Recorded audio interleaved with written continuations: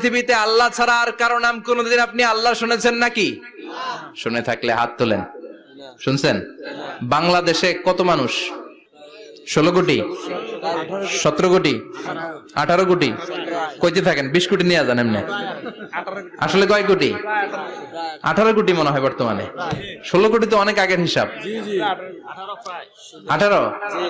18 কোটি মানুষ এই দেশে।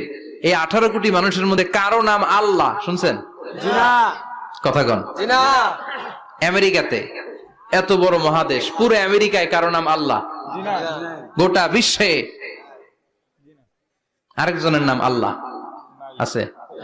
এমনকি ফেরাউন, সেও নিজের আল্লাহ বলে নাই। ফেরাউনের মতো এত কুখ্যাত ইন্টারন্যাশনাল সন্ত্রাসী হাসে।